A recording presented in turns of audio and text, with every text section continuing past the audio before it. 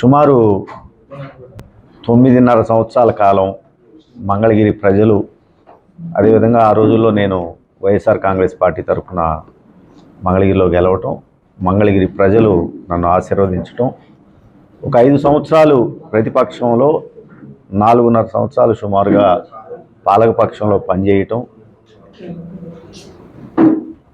మంగళగిరి అభివృద్ధికి ప్రజలు, అధికారులు సహకరించటం, మొన్నే చెప్పాను నేను, కొన్ని వ్యక్తిగత కారణాల వల్ల రాజీనామా చేస్తున్నాను అని చెప్పి చెప్పటం. ప్రధానంగా మరి ఈ రోజున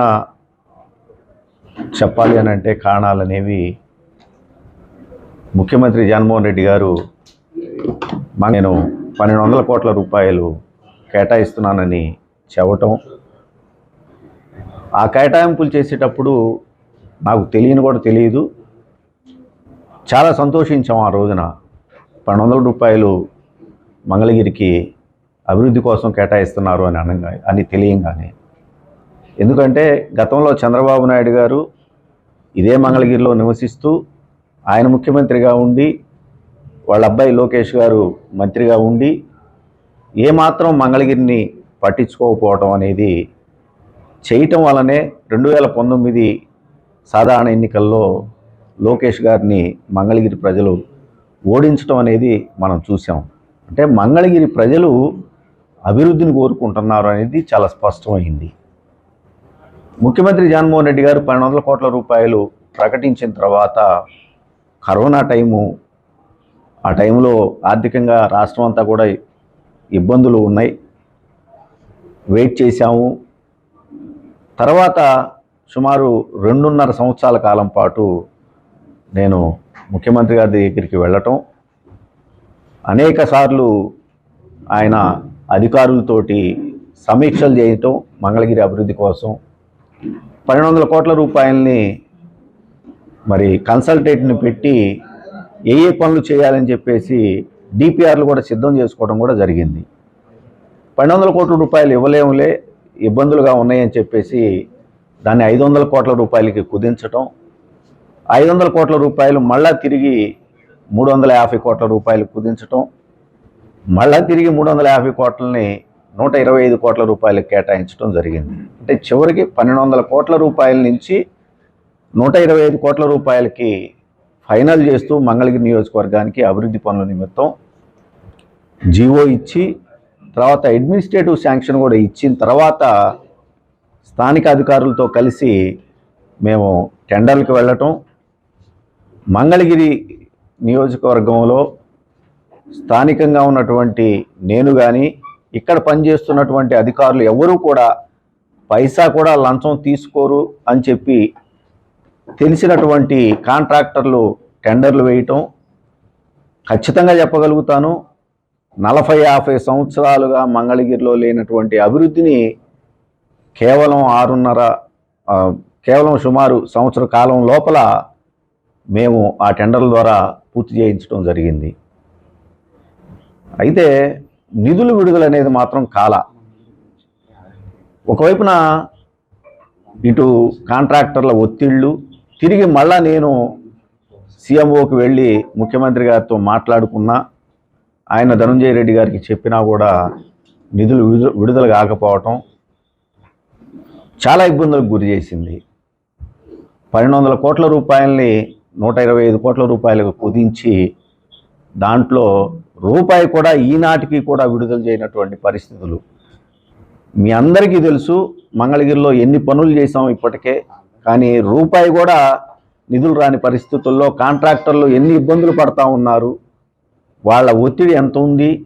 నేను సుమారు 7-8 కోట్ల రూపాయలు బయట నుంచి అప్పులు తీసుకొచ్చి మరీ కాంట్రాక్టర్లకి సర్దినటువంటి పరిస్థితులు కూడా అందరికీ తెలుసు. అదేవిధంగా ఇవన్నీ కూడా ఎంటీఎంసీలో చేయగలిగాం. మరి దుగ్గిరాల మండలానికి వచ్చేసరికి 50 కోట్ల రూపాయల నిధులు కేటాయించమని చెప్పి అడిగాం. 50 కోట్లని చివరికి 20 కోట్లన్నా కేటాయించమని చెప్పి అడిగినా కూడా ఆ నిధులు కూడా కేటాయించినటువంటి పరిస్థితులు వచ్చినాయి. నా సొంత డబ్బులతోటి ఇటు ఎంటీఎంసీలో కానివ్వండి, అదేవిధంగా దుగ్గిరాల మండలంలో కానివ్వండి, ఎన్ని పనులు చేశామో మంగళగిరి నియోజకవర్గ ప్రజలకి ఇక్కడ ఉన్నటువంటి అందరికీ తెలిసినటువంటి విషయమే. ఇంత జరిగినా కూడా ఇవాళకి కూడా బిల్లులు రానటువంటి పరిస్థితులు మరి ఉంటే ఏం చేయాలి? ఒకవైపున చూసాము 2019లో లోకేష్ అంతటి అతన్ని అభివృద్ధి చేయకపోతే ఓడించినటువంటి మంగళగిరి ప్రజలు మళ్ళీ తిరిగి వైఎస్ఆర్ కాంగ్రెస్ పార్టీకి పట్టం కట్టాలి అని అంటే మనం సంక్షేమంతో పాటు అభివృద్ధి కూడా చేయాల్సినటువంటి అవసరం చాలా ఉంది. ఆ అభివృద్ధికి మరి సహకరించకపోతే మళ్ళీ తిరిగి ఏ మొహం పెట్టుకొని మేము వెళ్ళి ఓట్లు అడగాలి మంగళగిరి ప్రజల్ని? చాలా బాధపడ్డాము, చాలా ఇబ్బందులు పడ్డాము. అందుకని నేను ఎవరిని నిందించాల్సినటువంటి అవసరం లేదు.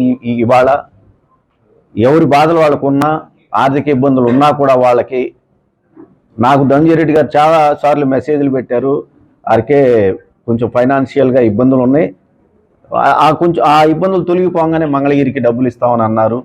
కానీ ఎలక్షన్స్ కూడా దగ్గరకు వచ్చిన టైంలో కూడా ఇవాళ మంగళగిరికి నిధులు రాకపోతే ఇంక ఏమని మేము పని చేయగలుగుతాము, ఏమని మళ్ళీ తిరిగి ప్రజల దగ్గరికి వెళ్ళగలుగుతాం అని చెప్పేసి అనిపించి బహుశా నేను రాజకీయాలకి సరిపోనేమో ఇవాళ రాజకీయాలకి.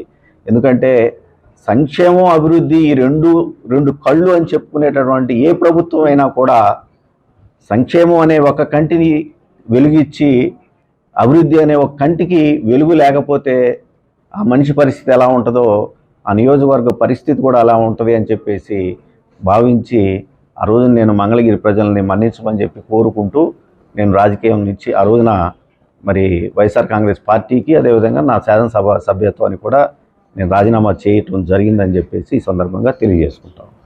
వ్యక్తిగా వాళ్ళ దీనికే వదిలేస్తామండి మేము. నేను ఎక్కడా కూడా నేను శాసనసభ సభ్యత్వానికి రాజీనామా చేసిన తర్వాత వాళ్ళు ఆమోదించకపోయినా కూడా నైతికంగా నేను నా విలువల్ని పాటిస్తూ, ఎందుకంటే స్పీకర్ గారి ఫార్మాట్లో ఇచ్చాను, నేను ఏ అధికారిక కార్యక్రమానికి కూడా నేను హాజరు కావటం లేదు. చివరికి నా గన్మెన్లు కానివ్వండి, నాకు ఇచ్చినటువంటి ఎస్కాట్ను కానివ్వండి, నేను ఎక్కడా కూడా వాడుకోవట్లేదు. అయినా కూడా మంగళగిరి ప్రజలకి నేను దూరంగా ఉండను. ఖచ్చితంగా నేను రాజకీయాల్లోనే ఉంటాను. రాబోయే రోజుల్లో ఏ పార్టీలో ఉండాలి, ఎలా నేను రాజకీయాలు చేసుకోవాలనేది ఇంకా కొద్దిగా టైము పట్టుద్దని అనుకుంటా ఉన్నా నేను. అయితే ఒక మాట అయితే నేను ఖచ్చితంగా చెప్పగలుగుతానండి, నేను రాజశేఖర రెడ్డి గారి మనిషిని. సో నేను ఖచ్చితంగా ఇవాళ రాజశేఖర రెడ్డి గారి అబ్బాయి ఆయన మరణం తర్వాత జగన్మోహన్ రెడ్డి గారు పెట్టినటువంటి పార్టీకి ఎంత సేవ చేశానో, వైఎస్ఆర్ కాంగ్రెస్ పార్టీ ఆ రోజుల్లో మరి అధికారంలో రావటానికి